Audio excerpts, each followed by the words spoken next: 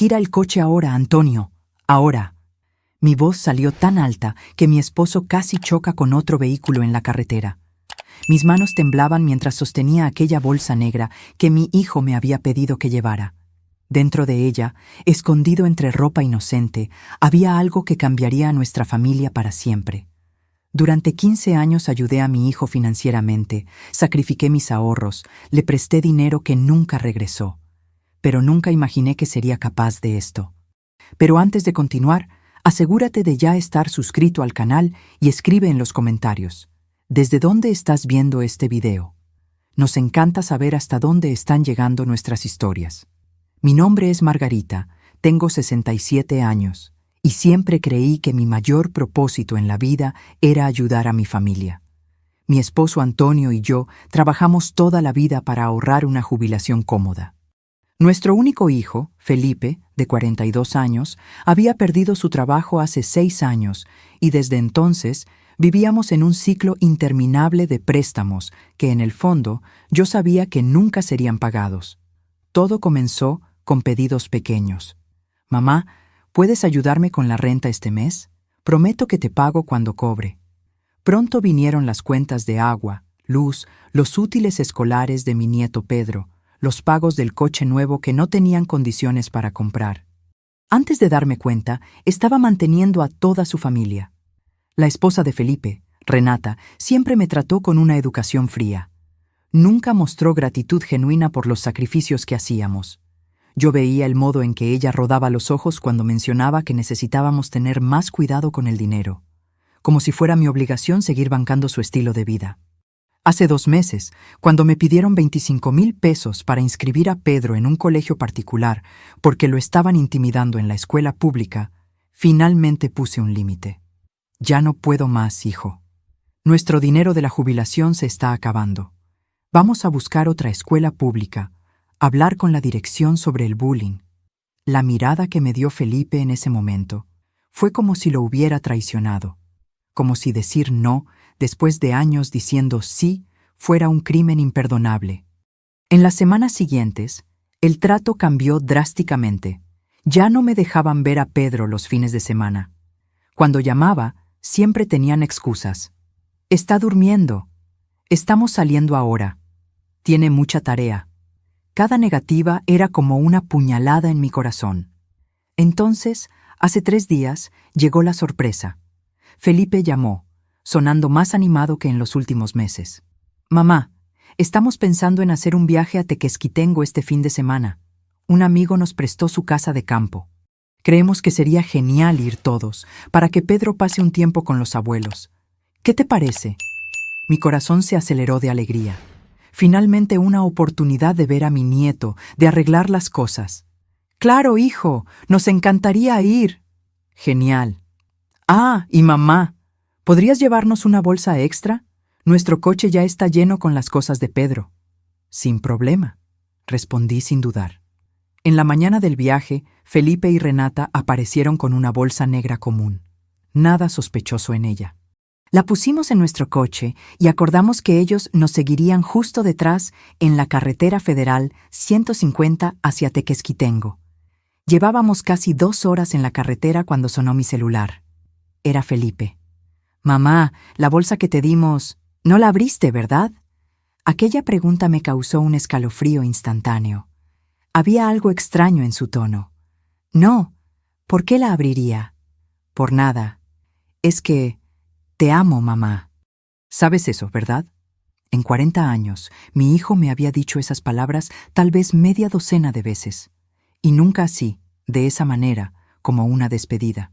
«Felipe, ¿qué está pasando?» «Nada, mamá. Sigan conduciendo. Nos vemos en la caseta de cobro». Colgué el teléfono con las manos temblorosas. Algo estaba terriblemente mal. «Antonio, para el coche». «¿Qué?» «Estamos en la carretera, Margarita». «Para ahora», grité. Mi esposo se orilló en el acotamiento. Felipe y Renata pasaron junto a nosotros, tocando el claxon. Le pedí a Antonio que encendiera las luces de emergencia como si tuviéramos un problema en el coche. Con el corazón acelerado, abrí la bolsa negra. Aparté algunas camisetas, un pijama infantil, un estuche de lápices de colores de Spider-Man que reconocí como un regalo que le di a Pedro en su cumpleaños. Y entonces, en el fondo, encontré paquetes envueltos en plástico negro. Mi sangre se congeló. Incluso a mi edad, yo sabía exactamente lo que era aquello. Eran sustancias ilícitas, muchas de ellas. «Dios mío, Antonio», susurré, mostrándole a mi esposo. Nos estaban usando de mulas. Felipe y Renata habían planeado usar a sus propios padres como transportadores de sustancias ilícitas, sabiendo que una pareja de ancianos probablemente no sería revisada con tanto rigor en las barreras policiales de la carretera. El destino nunca fue una casa de campo en Tequesquitengo. Íbamos a algún lugar donde entregarían la mercancía. «¡Gira el coche ahora, Antonio! ¡Ahora!», grité, sintiendo una mezcla de pánico y rabia que nunca había experimentado. Mi marido me miró con los ojos desorbitados, pero no cuestionó. Hizo un retorno en la primera oportunidad, mientras yo veía por el espejo retrovisor el coche de Felipe detenerse y empezar a volver también. «¿Qué vamos a hacer?», preguntó Antonio, su voz temblando tanto como sus manos en el volante. «Llama a la policía», respondí, sintiendo un nudo en la garganta. Nuestro propio hijo estaba dispuesto a mandarnos a la cárcel, Antonio. No tenemos elección. En el momento en que Antonio marcó el 911, sentí como si estuviera traicionando mi propia sangre. Pero ¿qué elección teníamos? Si éramos atrapados con esa cantidad, pasaríamos nuestros últimos años en una celda de prisión. «Emergencia, ¿cuál es su situación?», respondió una voz femenina. Antonio me miró, su rostro pálido como el papel. «Necesito reportar un suceso. Nuestro hijo puso sustancias ilícitas en nuestra bolsa sin nuestro conocimiento. Estamos en la carretera federal 150, kilómetro 107, con dirección a la capital». Mientras mi esposo hablaba, vi por el retrovisor el coche de Felipe acercándose a alta velocidad. Mi corazón se disparó. «Antonio, vienen detrás de nosotros». «La señora necesita mantener la calma», dijo la voz del otro lado de la línea. «Una patrulla ya está siendo enviada a su ubicación». «No confronte a los sospechosos. Sigan conduciendo normalmente si pueden». El coche de Felipe se emparejó con el nuestro y él gesticulaba frenéticamente para que paráramos. Renata estaba en el asiento del pasajero, su rostro contorsionado en una expresión que yo nunca había visto antes, miedo mezclado con rabia. «Sigue conduciendo», le susurré a Antonio. «No pares». Mi esposo aceleró, pero nuestro coche antiguo no era rival para el vehículo más nuevo de Felipe. Él se nos adelantó y frenó bruscamente, forzando a Antonio a detenerse para no chocar. «Dios mío, ¿qué hacemos ahora?». Antonio parecía desesperado, todavía con el teléfono en la mano. «Aseguren las puertas», instruyó la policía. «No salgan del vehículo». Felipe salió del coche y vino corriendo hasta nuestra ventanilla. Su rostro estaba rojo, los ojos desorbitados. Golpeó el vidrio con fuerza. «Mamá, ¿qué están haciendo? ¿Por qué dieron la vuelta?». Apreté la mano de Antonio, buscando fuerza. «No abras», le imploré. Felipe continuó golpeando. «Mamá, abre esa puerta. ¿Qué fue lo que pasó?». Miré a los ojos de mi único hijo, el niño que acuné en las noches de fiebre, que lloró en mi regazo cuando fue rechazado por primera vez, que me dio mi único nieto. Ahora, a sus 42 años, estaba dispuesto a sacrificar a sus propios padres para resolver sus problemas financieros. «Sabemos lo que hay en la bolsa, Felipe», le dije lo suficientemente fuerte para que me escuchara a través del vidrio. «Llamamos a la policía». El rostro de él se transformó. La rabia dio paso al shock, luego al pánico. «¿Ustedes qué? ¿Se volvieron locos? Esto va a destruir nuestras vidas». «Tú ibas a destruir las nuestras, hijo», respondí, las lágrimas resbalando por mi rostro. «¿Por qué hiciste esto?».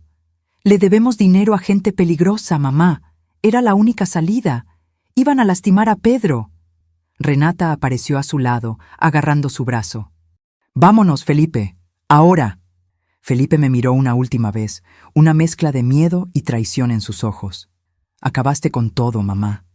Corrieron de vuelta a su coche y aceleraron a toda velocidad, dejando marcas de neumático en el asfalto. «Se están fugando», Antonio informó a la policía. «Las patrullas ya están en camino». «¿Cuál es la descripción y la placa del vehículo?». Suministramos la información, sintiendo como si cada palabra fuera una puñalada para nuestro propio hijo. 15 minutos después, que parecieron una eternidad, 2 patrullas policiales se detuvieron a nuestro lado. Mostramos la bolsa, contamos toda la historia. Lloré descontroladamente mientras explicaba cómo habíamos mantenido a nuestro hijo y su familia durante años, cómo recientemente habíamos establecido límites, cómo él había planeado esta reconciliación solo para usarnos como transportadores de drogas. «Señora, lo que hicieron hoy fue muy valiente», dijo un policía mayor, su mirada comprensiva. Lamentablemente, vemos muchos casos donde criminales usan a ancianos y familiares como mulas precisamente porque rara vez son abordados en los retenes. Ustedes probablemente salvaron sus propias vidas hoy. Me quedé sentada en el acotamiento, sosteniendo la mano de Antonio mientras se llevaban la bolsa y registraban nuestra declaración. Una policía se acercó con un vaso de agua. «¿Y mi nieto?», pregunté, mi voz casi desvaneciéndose. «Pedro solo tiene 10 años. Estaba en el coche con ellos. Estamos en búsqueda del vehículo ahora. Si el niño está con ellos cuando sean localizados, el DIF será activado para garantizar su seguridad». Sentada allí, en medio de la nada, entre el cielo abierto y el asfalto caliente, pensé en todas las veces que había cedido a los pedidos de Felipe, todas las veces que renuncié a mis necesidades para satisfacer las de él, todas las veces que ignoré las señales de que algo estaba mal porque quería creer que mi hijo todavía era la persona que crié para ser. «Vamos a llevarlos de vuelta a casa», dijo el policía. «Necesitan estar disponibles en caso de que tengamos más preguntas». En el camino de vuelta me quedé en silencio absoluto, mirando por la ventana los paisajes que horas antes habían parecido tan prometedores. Antonio sostenía mi mano, su pulgar haciendo pequeños círculos en mi piel, como siempre hacía cuando yo estaba angustiada. «¿Hice lo correcto?», pregunté finalmente, mi voz quebrándose. «¿Y si lastiman a Pedro? ¿Y si...?» «Margarita», Antonio me interrumpió, su voz firme a pesar de los ojos llorosos. «Ellos pusieron drogas en nuestra bolsa.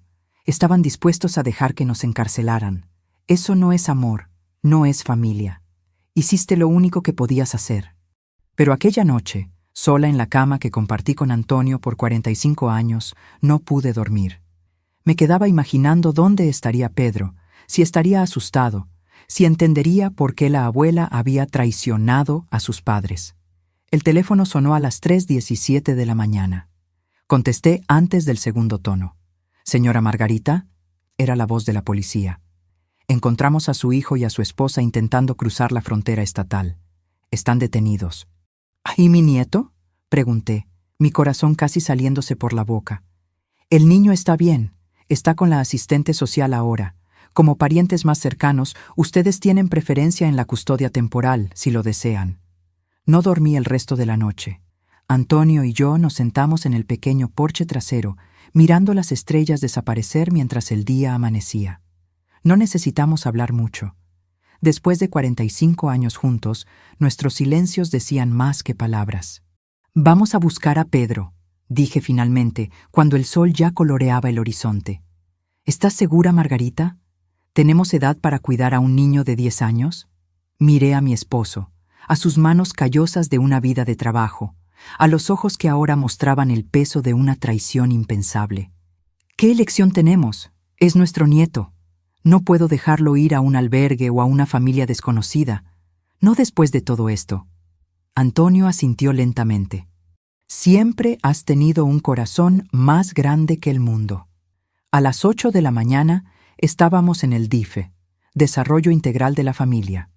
La consejera, una mujer de mediana edad con ojos amables, nos recibió en su sala pequeña y sofocante.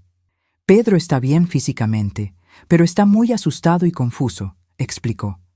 «No entiende por qué sus padres fueron llevados por la policía ni por qué no puede ir a casa». «¿Qué le dijeron?», pregunté. «Solo que hubo un problema y que necesitábamos encontrar un lugar seguro para que se quedara por ahora.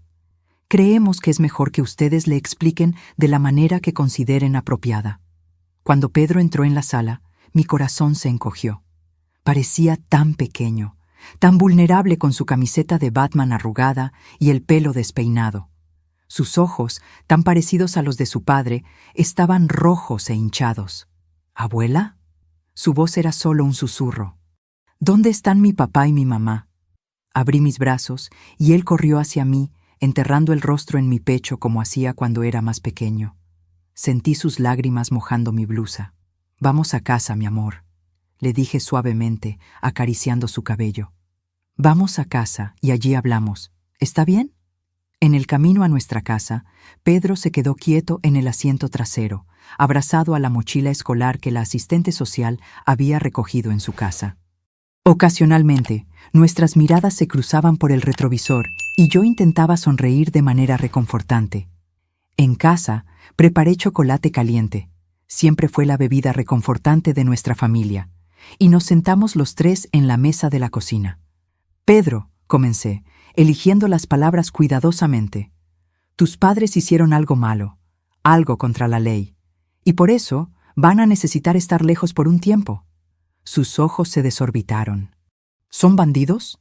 La pregunta inocente y directa me golpeó como un puñetazo. ¿Cómo explicarle a un niño que sus padres no son monstruos, sino personas desesperadas que tomaron decisiones terribles? No, mi amor, son personas que se equivocaron. Las personas buenas a veces hacen cosas malas cuando están asustadas o desesperadas. Fue por el dinero, ¿verdad? Preguntó Pedro, sorprendiéndome con su percepción. Ellos peleaban mucho por dinero. Mi mamá siempre decía que si tú ayudabas más, nosotros no estaríamos en esta situación. Sentí como si me hubieran abofeteado. ¿Así era como Renata me retrataba a su propio hijo? ¿Como una abuela avara que se negaba a ayudar lo suficiente? Pedro, abuela y abuelo ayudaron a tus padres por muchos años, explicó Antonio, su voz gentil pero firme. Les dimos mucho dinero, más de lo que podíamos, de hecho. Pero a veces, no importa cuánto des, nunca es suficiente si la persona no sabe administrar. Pedro movió su cuchara en el chocolate, creando pequeños remolinos. Lo sé, yo los oía discutir a veces. Papá decía que era solo un préstamo más, y mamá decía que ustedes se lo debían por ser su único hijo.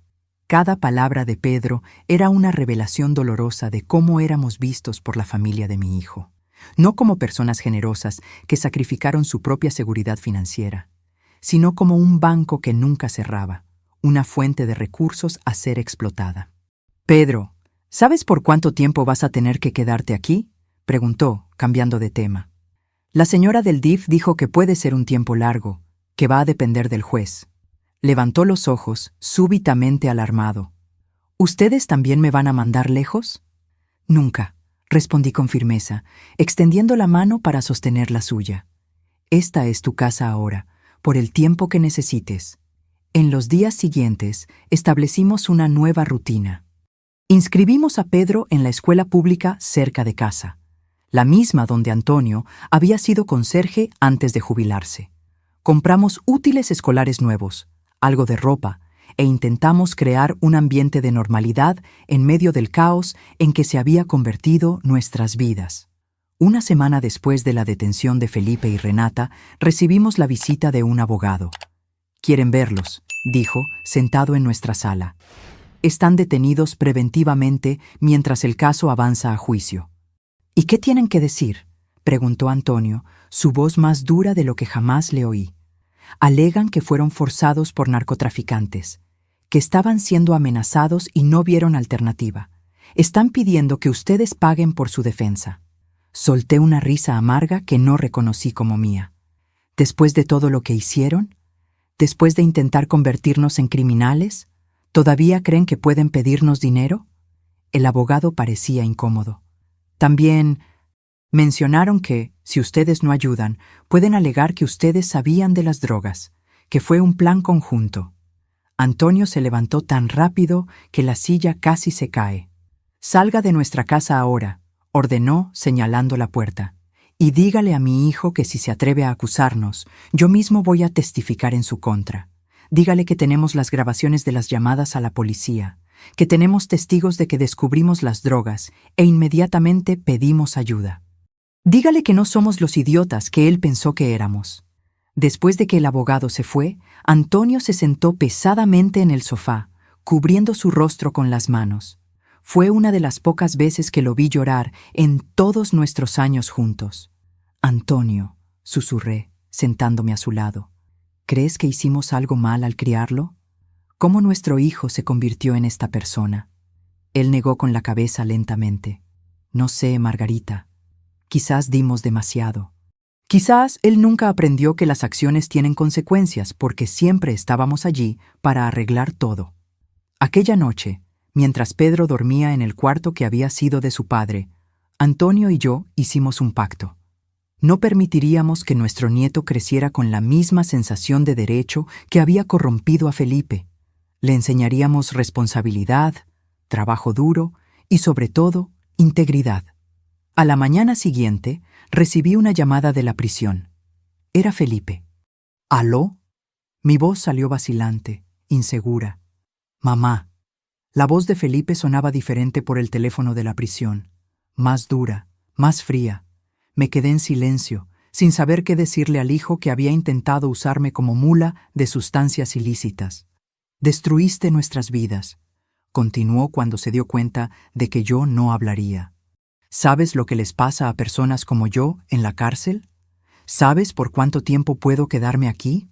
Sentí que mis rodillas flaqueaban y me senté en la silla más cercana. Era surrealista oír a mi hijo, el niño que crié, acusarme por estar sufriendo las consecuencias de sus propias acciones. Felipe, logré decir finalmente, pusiste sustancias ilícitas en nuestra bolsa sin nuestro conocimiento. Tú y Renata planearon usar a sus propios padres como transportadores de drogas. ¿Y ahora me culpas por llamar a la policía? Era nuestra única oportunidad, mamá. Le debemos dinero a gente peligrosa.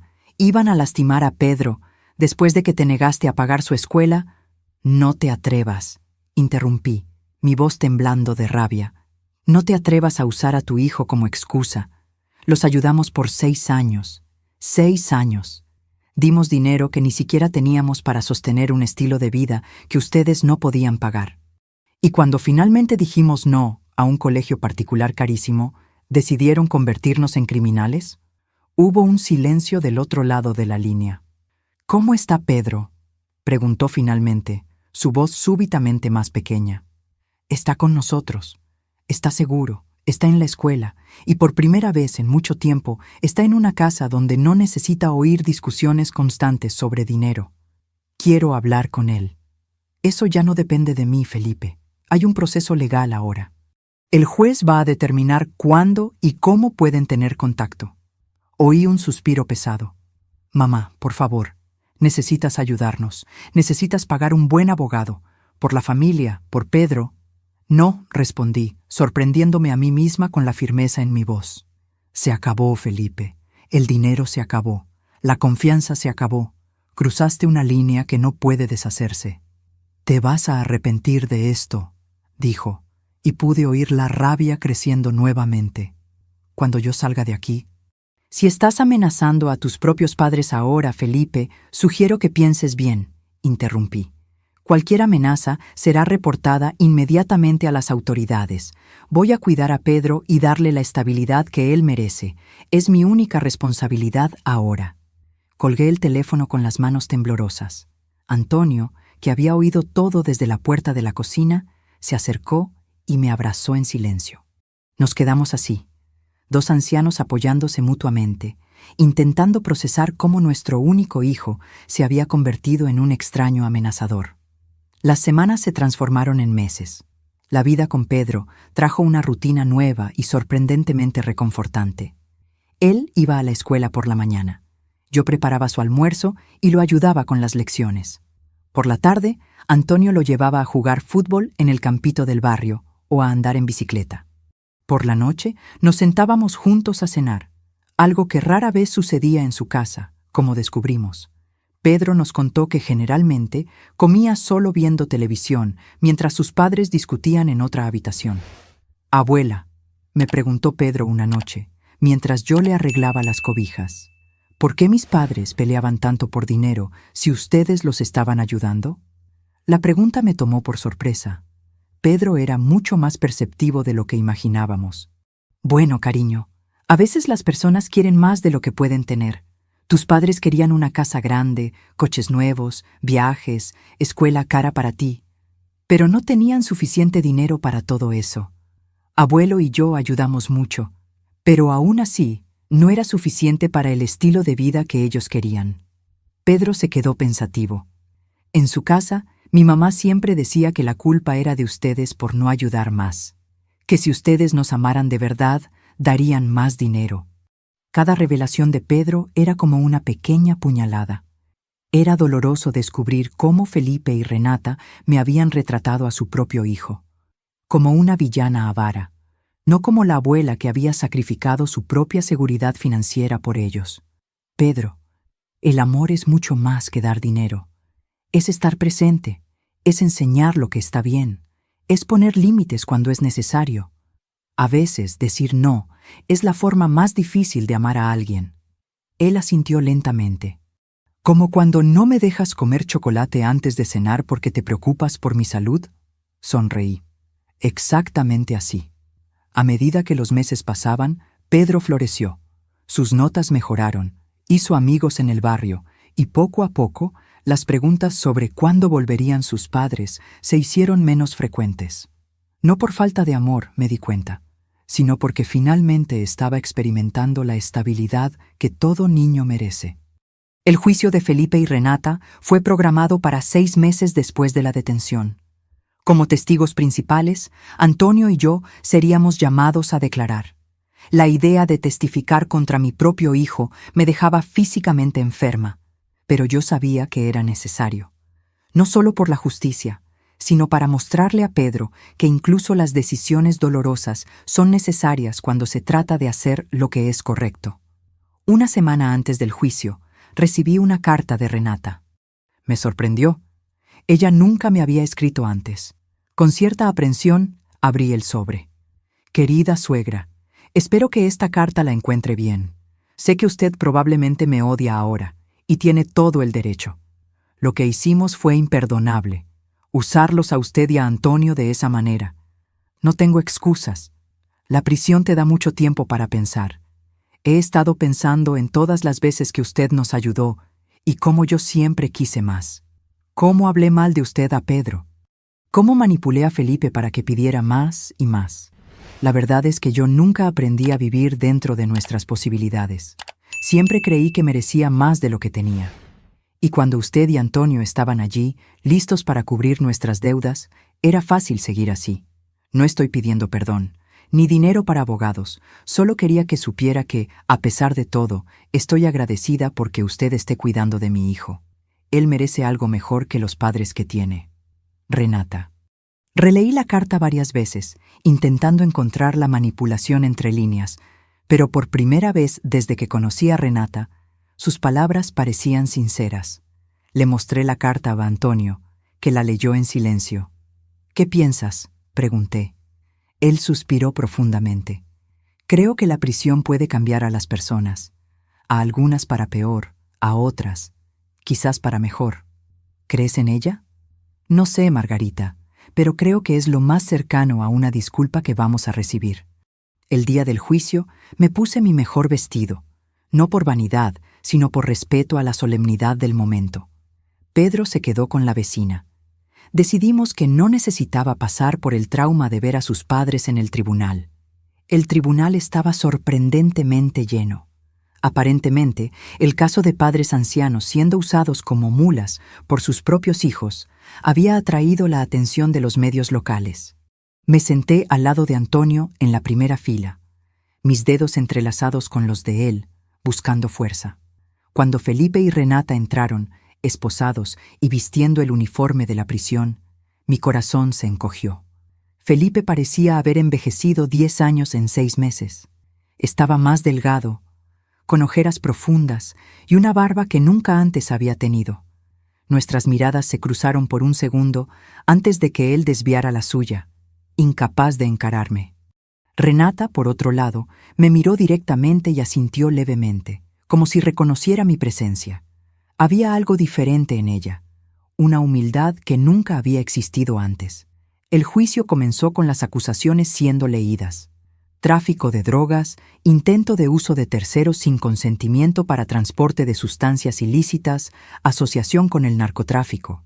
Cada palabra era como una puñalada. Cuando fui llamada a testificar, mis piernas temblaban tanto que necesité apoyarme en la balaustrada para subir al estrado de los testigos. El fiscal me hizo preguntas sobre los años de apoyo financiero, sobre la negativa reciente de la colegiatura, sobre la extraña reconciliación y la invitación para el viaje. «Señora Margarita», preguntó el fiscal, «¿cuándo exactamente se dio cuenta de que algo estaba mal?» Tragué saliva, mirando brevemente a mi hijo antes de responder. Fue cuando Felipe llamó durante el viaje para preguntar sobre la bolsa. Él nunca, en toda su vida adulta, terminó una llamada diciendo que me amaba. Aquello no era normal. Sentí que algo estaba terriblemente mal. «¿Y qué hizo usted entonces?» Mi voz falló. Le pedí a mi esposo que parara el coche. Abrí la bolsa y encontré los paquetes escondidos entre la ropa de mi nieto. Paquetes de drogas. ¿Y cuál fue su reacción al descubrir esto? Mi voz falló. Mandé a mi esposo a llamar a la policía. Yo sabía que estaba denunciando a mi propio hijo, pero ellos estaban dispuestos a dejarnos ir a prisión en su lugar. ¿Qué elección tenía? El abogado de la defensa, un hombre joven de traje barato, se levantó para el contrainterrogatorio. «Señora Margarita, usted afirma que mantuvo a su hijo y a su familia durante años. ¿Está consciente de que, al hacer esto, puede haber creado una dependencia financiera que los llevó a tomar medidas desesperadas cuando usted súbitamente cortó ese apoyo?» Sentí que la sangre me subía al rostro. Yo no súbitamente corté el apoyo. Yo dije no a un pedido específico, una escuela particular cara, después de 6 años pagando prácticamente todos sus gastos. Y aun si hubiera cortado todo de golpe, ¿eso justifica convertir a sus propios padres en narcotraficantes involuntarios? El abogado retrocedió un poco ante mi indignación. «No estoy sugiriendo una justificación, señora. Solo estoy estableciendo el contexto de la situación». «El contexto», respondí, mi voz más firme ahora, «es que 2 adultos de 40 años decidieron que la solución para sus problemas financieros era sacrificar a sus padres ancianos». Después de mi declaración, fue el turno de Antonio. Él contó su versión con la misma calma digna que siempre demostró en momentos de crisis.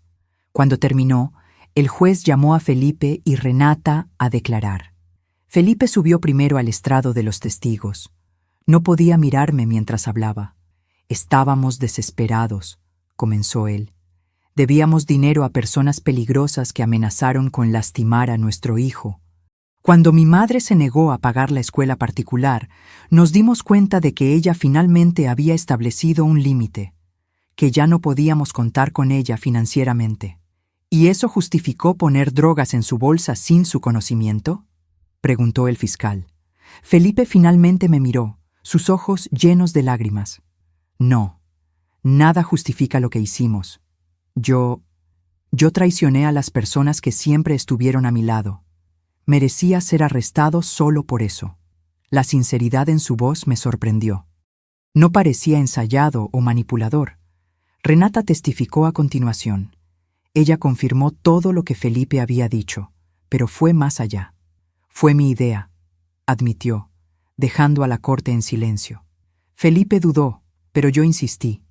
Dije que sus padres ya eran ancianos, que nadie sospecharía de ellos, que era nuestra única salida. Manipulé a mi marido de la misma forma que manipulé a mis suegros por años. El juicio duró 3 días. En el último día, después de las consideraciones finales, el juez anunció su decisión. Felipe y Renata Carvalho, este tribunal los considera culpables de todas las acusaciones. Sin embargo, considerando la ausencia de antecedentes penales, la confesión espontánea y el aparente arrepentimiento, sentencio a ambos a 4 años de prisión, con posibilidad de progresión a régimen semiabierto después de cumplir 1/3 de la pena. 4 años. Mi hijo pasaría 4 años en prisión por algo que él mismo había elegido hacer. Pedro crecería durante esos años sin sus padres. Y yo, una abuela de 67 años, sería responsable de criar a un preadolescente. Después del juicio, el abogado de Felipe nos preguntó si nos gustaría hablar con él brevemente antes de que fuera llevado de vuelta a la prisión. Miré a Antonio, que asintió levemente. En una pequeña sala al lado del tribunal, encontramos a Felipe, todavía esposado, pero sin la presencia de los guardias dentro de la sala. «Mamá», comenzó él tan pronto como entramos, su voz embargada, «sé que no merezco su perdón. Lo que hicimos no tiene excusa». «¿Por qué, Felipe?», pregunté, la pregunta que me había atormentado por meses. «¿Por qué harías algo así con nosotros después de todo lo que hicimos por ti?». Él bajó la cabeza. «Porque durante años ustedes siempre estuvieron allí para limpiar mis desastres. Siempre que me equivocaba, ustedes lo arreglaban. Creo que nunca realmente crecí. Nunca aprendí a lidiar con las consecuencias de mis propios errores». «¿Y ahora?», preguntó Antonio, su voz calmada pero firme. «¿Ahora?». Felipe respiró hondo. «Ahora quiero que cuiden a Pedro mejor de lo que yo cuidé. No quiero que crezca como yo, creyendo que el mundo le debe algo». «La custodia de él todavía será decidida por el juez», dijo Antonio. «Lo sé, y voy a recomendar que se quede con ustedes. Pedro necesita estabilidad, mejores ejemplos que Renata y yo fuimos». Aquellas palabras, viniendo de mi hijo, me tomaron completamente por sorpresa. Por primera vez desde el inicio de aquel infierno, vi un atisbo del chico que yo había criado, un atisbo de integridad y responsabilidad. «Voy a intentar ser alguien mejor cuando salga de aquí», continuó. «Alguien que ustedes y Pedro puedan respetar nuevamente». Cuando el guardia vino a buscar a Felipe, hice algo que no planeaba. Abracé a mi hijo. Fue un abrazo rápido, todavía cargado de dolor y desconfianza, pero también de una pequeña esperanza de que, quizás, algo bueno pudiera salir de todo aquel desastre. En el camino de vuelta a casa, Antonio y yo permanecimos en silencio por un largo tiempo. «¿Crees que realmente cambió?», pregunté finalmente. Antonio consideró por un momento. «No sé. La prisión cambia a las personas, pero no siempre para mejor. Creo que solo el tiempo lo dirá». «¿Y nosotros? ¿Qué pasa ahora?». Él tomó mi mano sobre el asiento del coche. «Ahora criamos a nuestro nieto. Le damos lo que necesita, no necesariamente lo que quiere. Enseñamos valores, responsabilidad, integridad, y rezamos para hacer un trabajo mejor esta vez». Cuando llegamos a casa, Pedro corrió a recibirnos, ansioso por noticias. «¿Qué pasó? ¿Cuándo vuelven papá y mamá?». Nos sentamos con él en la sala y explicamos, de la forma más gentil posible, que sus padres se quedarían lejos por algunos años, que él viviría con nosotros durante ese tiempo. «¿Ellos van a ir a la cárcel de verdad?», preguntó, su voz pequeña. «Sí, cariño. Ellos hicieron algo malo y ahora necesitan enfrentar las consecuencias». Pedro se quedó en silencio por un momento, procesando la información. «¿Puedo visitarlos?». «Eso va a depender del juez de la Sala de la Infancia y la Juventud. Pero probablemente sí, con algunos límites». Él asintió, sorprendentemente compuesto para un niño de su edad. «Está bien, entiendo». Aquella noche, mientras arreglaba la cama de Pedro, él me hizo una pregunta que se quedaría conmigo por mucho tiempo. «Abuela, ¿todavía amas a papá incluso después de lo que hizo?». La pregunta de Pedro me tomó desprevenida.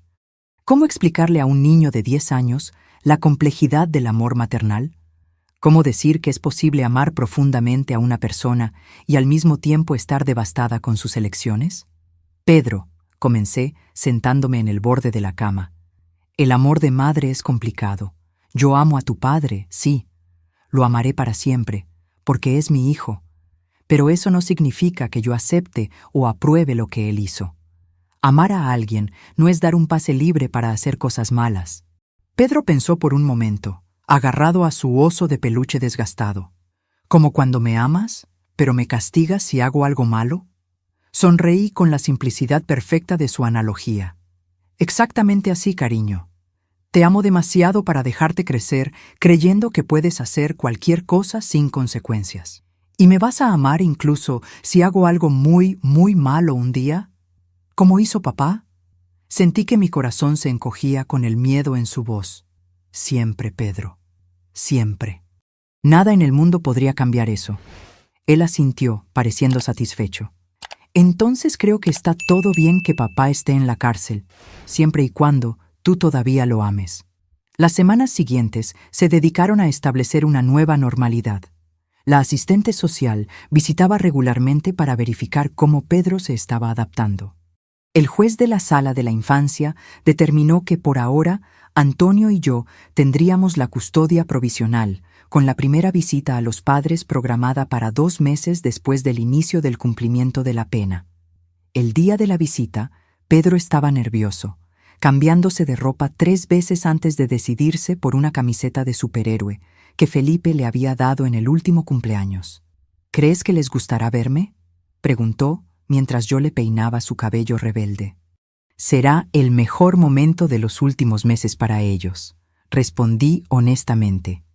El penal era un lugar frío e intimidante, incluso para una visita. Pedro apretó mi mano con fuerza mientras pasábamos por los detectores de metal y por los procedimientos de seguridad. La sala de visitas tenía mesas de concreto fijadas al suelo y sillas de plástico duro. Felipe entró primero. Llevaba el uniforme naranja de la prisión y parecía aún más delgado que en el juicio. Sus ojos se iluminaron cuando vio a Pedro, y por un momento pude ver al niño que había sido, antes de que la vida y las malas elecciones lo transformaran. Pedro.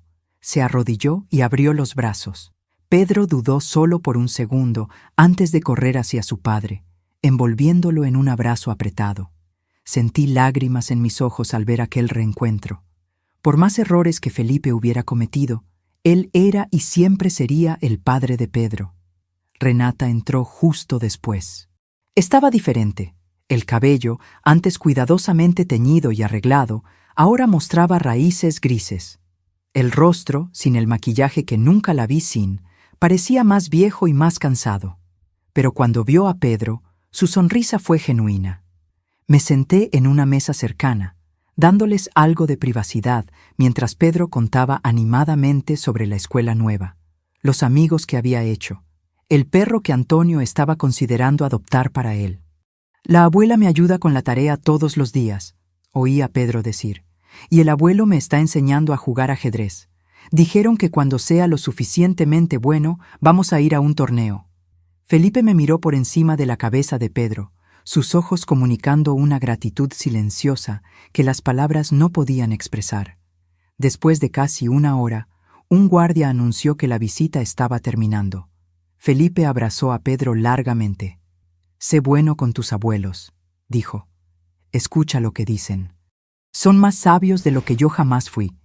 «¿Cuándo vas a volver a casa, papá?», preguntó Pedro, la pregunta que yo sabía que él estaba conteniendo. Felipe me miró nuevamente antes de responder.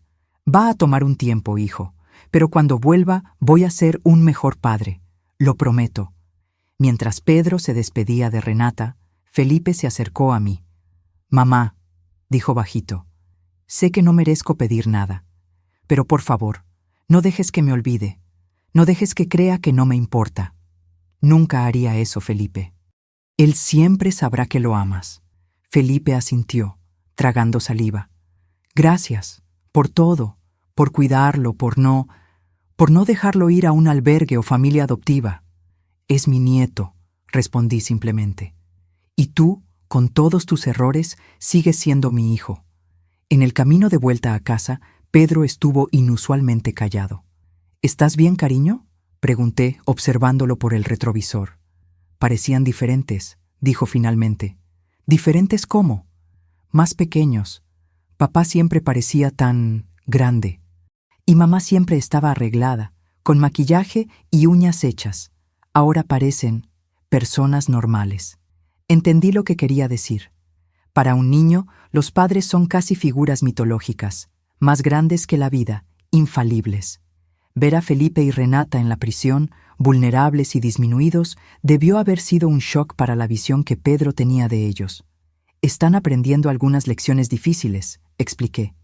«A veces necesitamos perderlo todo para darnos cuenta de lo que realmente importa». «¿Cómo qué?». «Como la familia, como ser honesto, como asumir responsabilidad por nuestros errores en lugar de intentar que otras personas paguen por ellos». Pedro se quedó en silencio el resto del camino, perdido en pensamientos que yo solo podía imaginar. Los meses se transformaron en un año. Las visitas bimensuales a la prisión se convirtieron en parte de nuestra rutina. Pedro se adaptó sorprendentemente bien a su nueva vida. Sus notas eran excelentes, tenía amigos, jugaba fútbol los sábados en un equipo local que Antonio pasó a entrenar voluntariamente. La asistente social que nos visitaba regularmente comentó cómo Pedro parecía más feliz y seguro que cuando lo conoció. «Están haciendo un trabajo increíble», dijo durante una de sus visitas. «No es común ver a niños adaptarse tan bien después de un trauma como este». «Él es fuerte», respondí.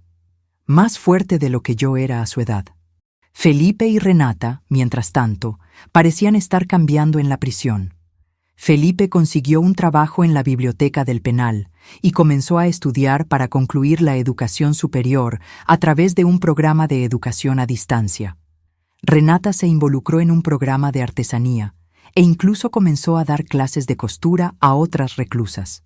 En las visitas siempre preguntaban sobre la escuela de Pedro, sus actividades, su desarrollo. Parecían genuinamente interesados en su vida, no solo preocupados por cuándo podrían retomarla.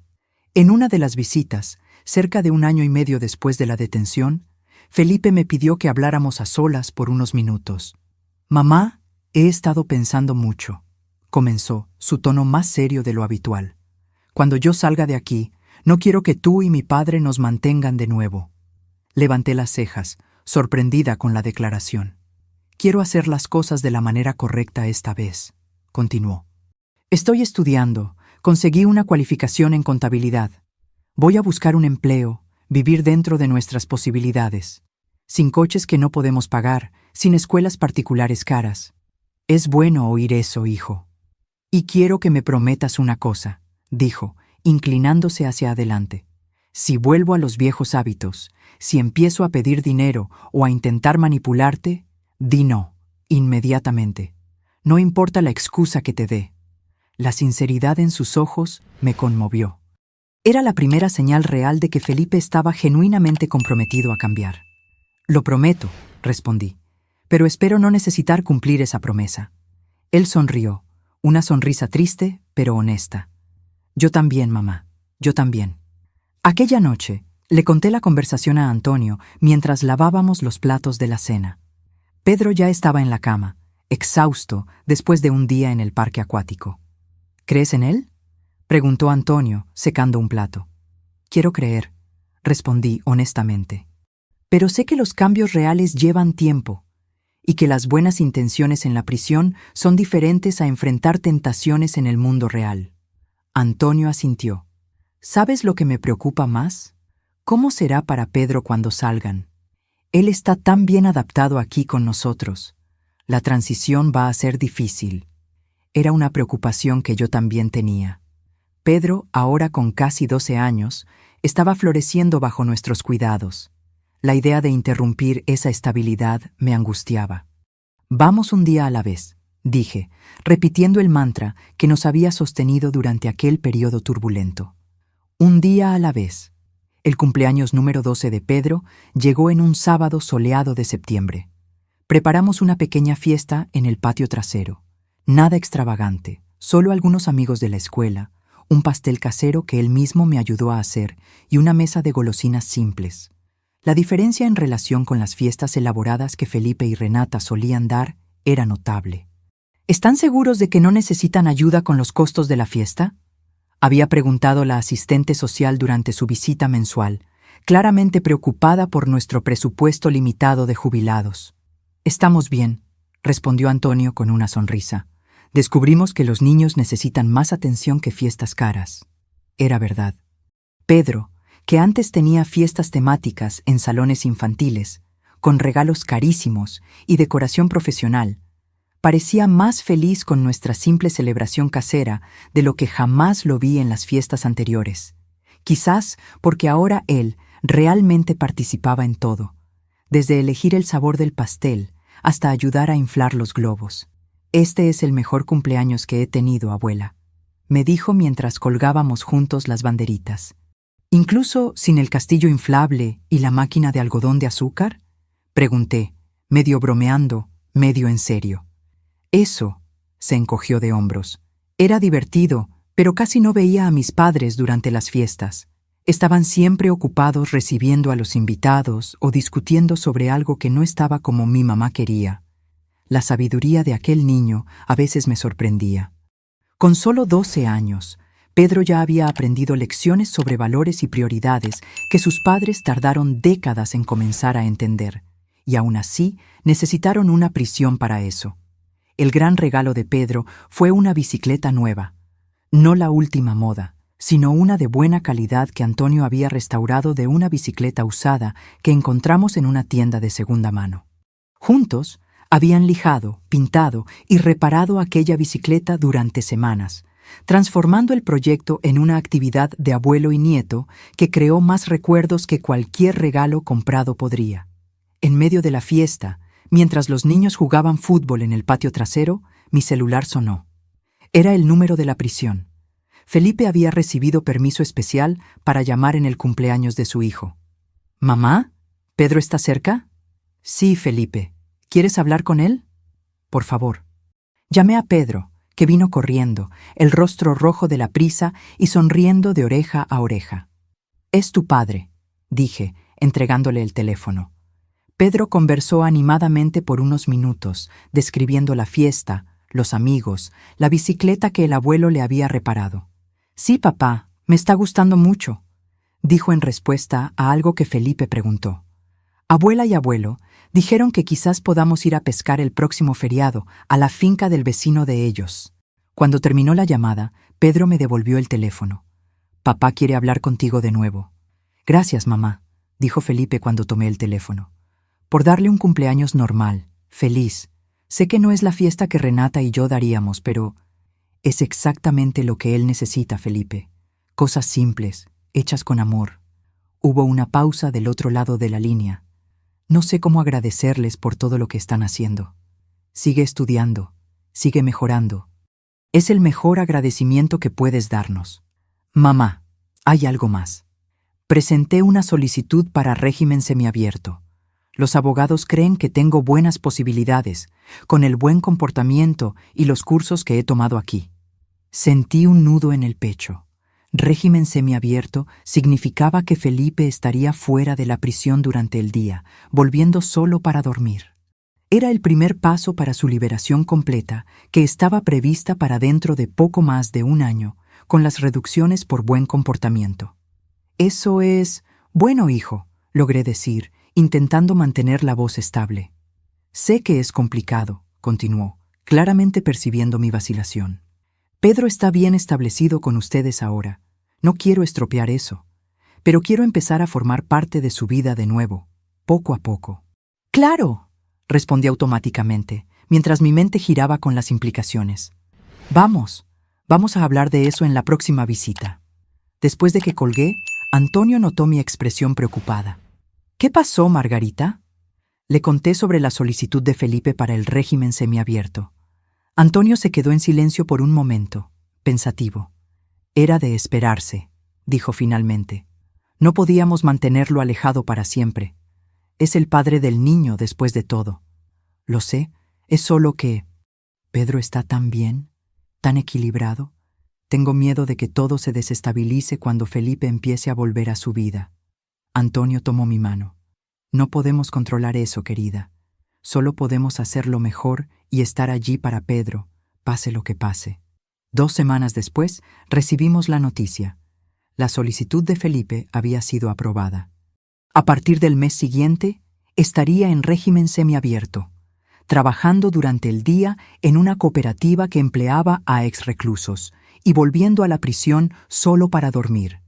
Nos sentamos con Pedro para explicarle lo que eso significaba. «Tu padre va a poder verte más frecuentemente ahora», explicó Antonio. «Podrán pasar algunas horas juntos los fines de semana, quizás incluso salir a por un helado o ir al parque». Los ojos de Pedro se iluminaron. «¿Podrá ver mis partidos de fútbol?» «Probablemente sí, si es durante el horario permitido». «¿Y mi mamá?» «Tu madre todavía está en régimen cerrado», expliqué. «Seguirán visitándola cada 2 semanas, como siempre». Pedro asintió, absorbiendo la información. ¿Y dónde voy a vivir? Todavía con ustedes, ¿verdad? La preocupación en su voz era evidente. Después de casi 2 años viviendo con nosotros, nuestra casa se había convertido en su puerto seguro. Sí, cariño, aseguré. Sigues viviendo aquí por ahora. Cuando tu padre sea completamente liberado, ahí sí el juez decidirá los nuevos arreglos. Pero eso todavía va a tardar un poco. ¿Y si quiero seguir viviendo aquí incluso después? La pregunta flotó en el aire, pesada con sus implicaciones. Antonio y yo intercambiamos miradas. Eso es algo que tendremos que discutir con tu padre cuando llegue el momento, dijo Antonio cuidadosamente. Pero recuerda que tu padre te ama mucho y también quiere lo que sea mejor para ti. El primer encuentro de Pedro con Felipe fuera de la prisión ocurrió un sábado. Felipe, todavía usando un brazalete electrónico, parecía incómodo en su ropa civil, como si hubiera olvidado cómo vestirse como una persona común. Acordamos encontrarnos en un parque cerca de casa. Me quedé a cierta distancia, dándoles privacidad pero manteniéndolos bajo mi vista. Vi a Felipe abrazar a Pedro largamente. Los vi conversando mientras caminaban por el parque. Vi a Felipe aplaudir entusiasmado cuando Pedro mostró algunas maniobras con el balón de fútbol. Parecía tan normal, como si aquellos 2 años de separación nunca hubieran ocurrido. Como si Felipe no hubiera intentado convertir a sus propios padres en narcotraficantes. Cuando el tiempo permitido terminó y Felipe necesitó regresar a la cooperativa, Pedro volvió a mí con una sonrisa que no veía desde hacía mucho tiempo. Papá dijo que está logrando ahorrar dinero en su nuevo trabajo, contó animadamente. Dijo que cuando salga completamente va a alquilar un apartamento pequeño, pero con un cuarto solo para mí. Forcé una sonrisa. Eso es genial, Pedro. Me preguntó si quiero vivir con él cuando salga. Mi corazón se hundió. ¿Y qué le dijiste? Pedro me miró súbitamente serio. Dije que me gusta vivir con la abuela y el abuelo, que no quiero cambiar de escuela ni dejar a mis amigos. Sentí un alivio culpable. Por un lado, me alegraba que Pedro se sintiera tan bien con nosotros que no quisiera irse. Por otro, sabía que eso le rompería el corazón a Felipe. ¿Qué dijo él? Pareció triste, pero después dijo que entiende, que quizás pueda pasar los fines de semana con él, o vacaciones. Que lo importante es que yo esté feliz y seguro. Aquellas palabras me sorprendieron. El antiguo Felipe habría insistido, quizás incluso intentado, hacer que Pedro se sintiera culpable. Este nuevo Felipe, que aceptaba la preferencia del hijo y priorizaba su bienestar por encima de sus propios deseos. Era un cambio significativo. Aquella noche recibí un mensaje de texto de un número desconocido. Mamá, soy Felipe, de la cooperativa. Gracias por traer a Pedro hoy. Sé que no es fácil para ustedes verme volver a su vida, pero prometo que haré todo diferente esta vez. PD. Pedro es un chico increíble. Hicieron un trabajo mucho mejor de lo que yo jamás hice. Le mostré el mensaje a Antonio, que lo leyó en silencio. ¿Qué piensas?, pregunté. Antonio suspiró profundamente. Creo que quizás esté realmente cambiando. Los meses siguientes crearon una nueva rutina. Pedro seguía viviendo con nosotros, yendo a la escuela, participando en el equipo de fútbol. Los sábados pasaba algunas horas con Felipe, a veces en el parque, a veces en una merienda, ocasionalmente en eventos escolares donde Felipe podía asistir con autorización especial. Los domingos alternábamos entre días en casa y visitas a Renata en la prisión. Era un equilibrio delicado, pero de alguna manera estaba funcionando. Pedro parecía feliz con el arreglo, teniendo la estabilidad de nuestra casa y la reconexión gradual con su padre. Felipe, por su parte, parecía estar tomando en serio su promesa de cambio. Trabajaba consistentemente en la cooperativa, continuaba sus estudios y, lo más importante, nunca nos pidió dinero. Cierta mañana de domingo, mientras Pedro todavía dormía, Antonio y yo tomábamos café en el porche, disfrutando del frescor de la mañana. ¿Ya pensaste en lo que va a pasar cuando Felipe sea completamente liberado?, preguntó Antonio, rompiendo nuestro cómodo silencio. La pregunta flotaba sobre nosotros desde hacía meses, pero siempre evitábamos abordarla directamente. Pienso en eso todos los días. confesé. Faltan solo 4 meses ahora. ¿Y qué crees que va a pasar? Suspiré profundamente. ¿Honestamente? No sé. Pedro dejó claro que quiere seguir viviendo con nosotros, por lo menos por ahora. Pero legalmente, Felipe es el padre.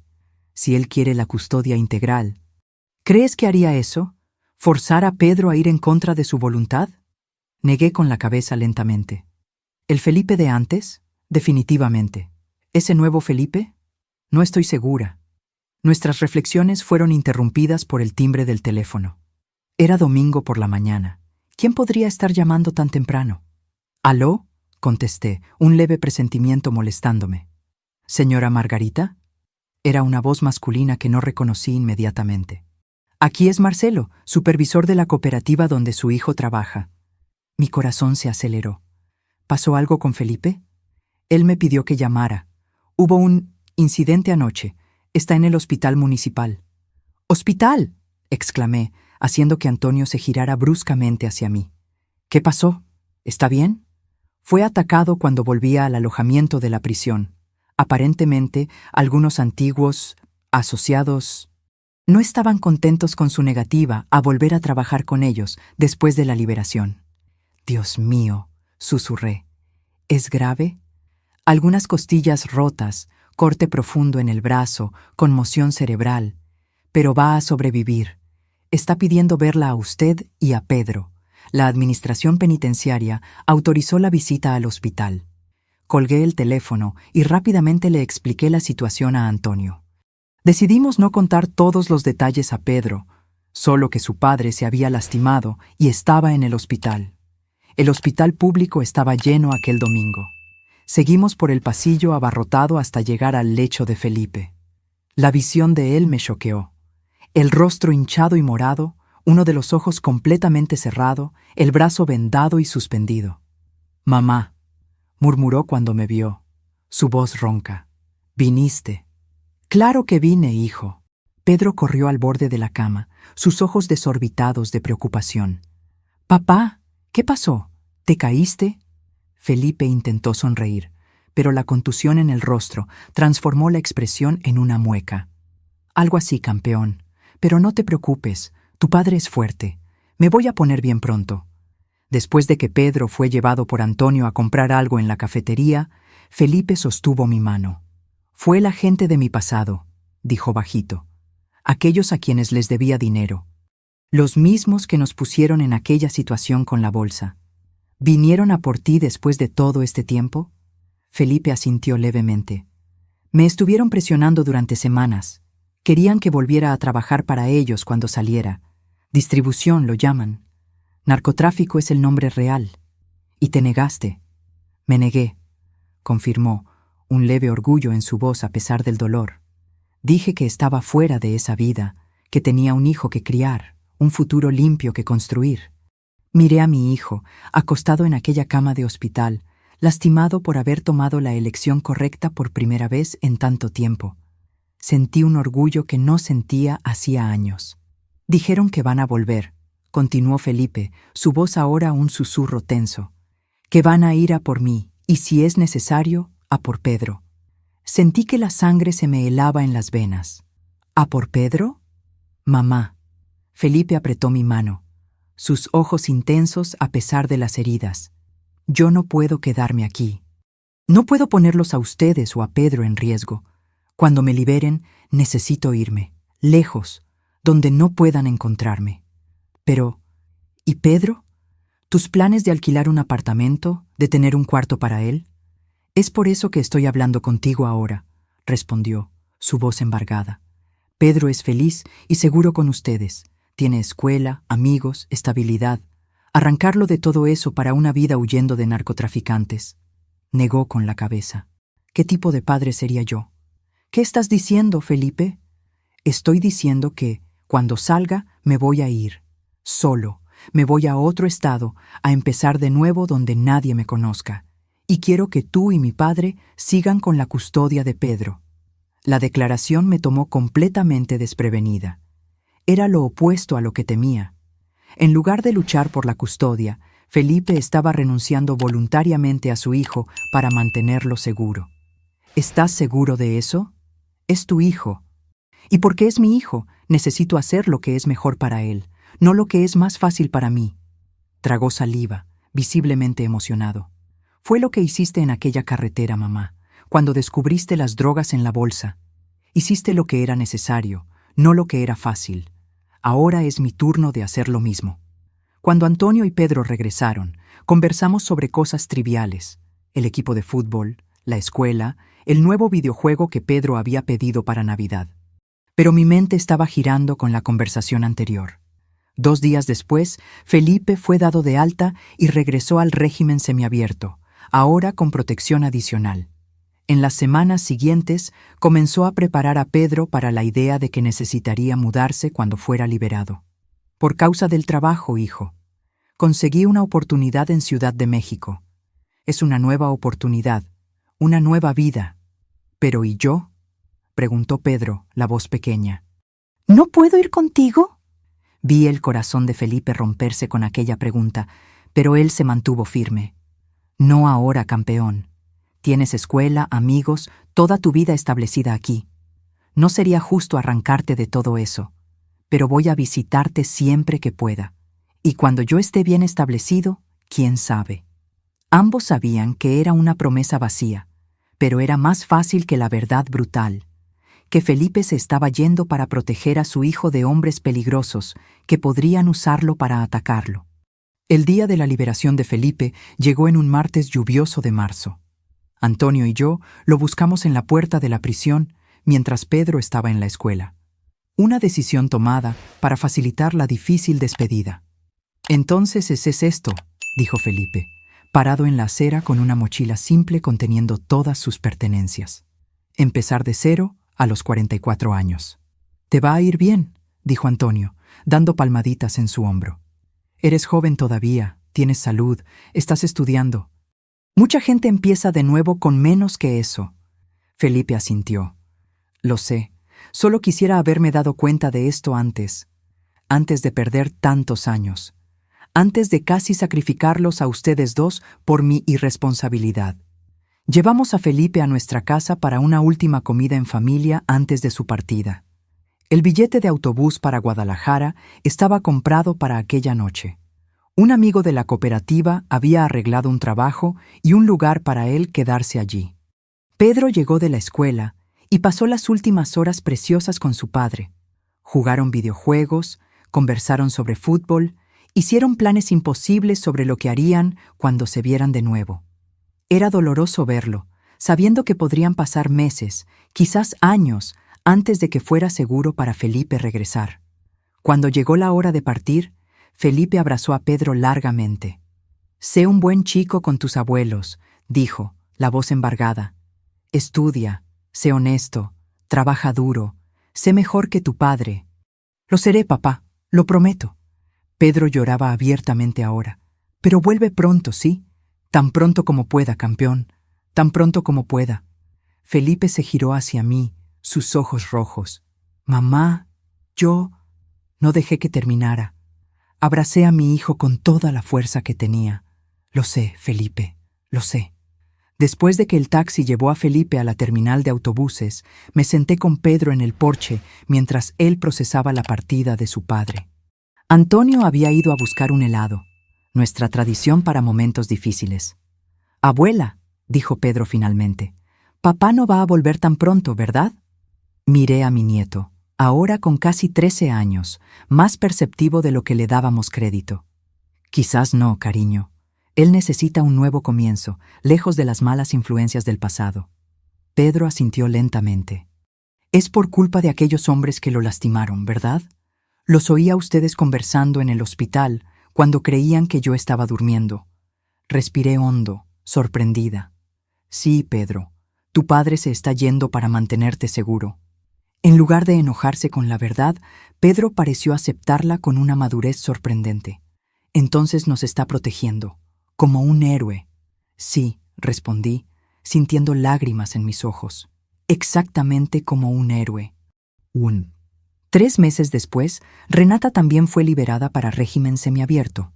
A diferencia de Felipe, ella no tenía pasado previamente involucrado con el narcotráfico y pudo permanecer en la ciudad.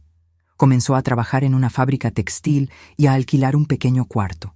Pedro la visitaba regularmente, y ella, a diferencia de todo lo que yo podría haber esperado, siempre respetó nuestro papel como guardianes principales de él. «Sé que Pedro está mejor con ustedes», me dijo cierta vez, mientras esperábamos a que Pedro terminara un partido de fútbol. «Ustedes le dieron la estabilidad que Felipe y yo nunca conseguimos ofrecer». Pasó un año. Felipe llamaba regularmente a Pedro, enviaba regalos ocasionales en fechas especiales, pero nunca regresó a visitar. A través de videoconferencias, vimos que parecía estar prosperando. Había ganado peso, su rostro tenía color de nuevo, sus ojos brillaban con una serenidad que nunca había tenido antes. En una de esas llamadas, él pidió hablar conmigo a solas. «¿Cómo estás, hijo?», pregunté cuando Pedro dejó la sala. «Bien, mamá, realmente bien. Trabajo fijo, apartamento pequeño pero decente. Incluso estoy saliendo con alguien». «Qué bueno, hijo. ¿Y es seguro ahora?». Él suspiró. «Todavía no. La semana pasada me enteré de que todavía preguntan por mí por ahí. Es mejor seguir lejos por ahora». Asentí, entendiendo el dolor detrás de aquella decisión continua. «Mamá», continuó, «quería darte las gracias». «¿Por qué?». «Por decir no aquel día, por parar el coche, por llamar a la policía». Sonrió tristemente. «Parece una locura agradecer por eso, pero si ustedes hubieran seguido conduciendo, si hubieran sido atrapados con aquellas drogas, no solo ustedes estarían presos, sino que yo nunca habría cambiado. Habría seguido en esa vida, tomando decisiones terribles, hasta acabar muerto o preso por algo mucho peor». Sentí las lágrimas correr por mi rostro. Yo solo hice lo que cualquier madre haría para proteger a su familia. «No, mamá. Hiciste lo que una madre sabia haría. Una madre que sabe que amar no es dar todo, no es siempre decir sí. A veces, el amor más profundo es decir no, es establecer límites, es dejar que la persona enfrente las consecuencias de sus propios errores». Aquellas palabras se quedaron conmigo en los años siguientes. Mientras Pedro crecía, mientras Antonio y yo envejecíamos, mientras nuestra familia, rota y remendada, encontraba su nuevo normal. Pedro tiene 17 años ahora. El próximo año irá a la universidad, la primera persona de la familia en hacerlo. Felipe todavía está en Ciudad de México, construyó una nueva vida, y aunque la distancia continúa, el vínculo con su hijo nunca se rompió completamente.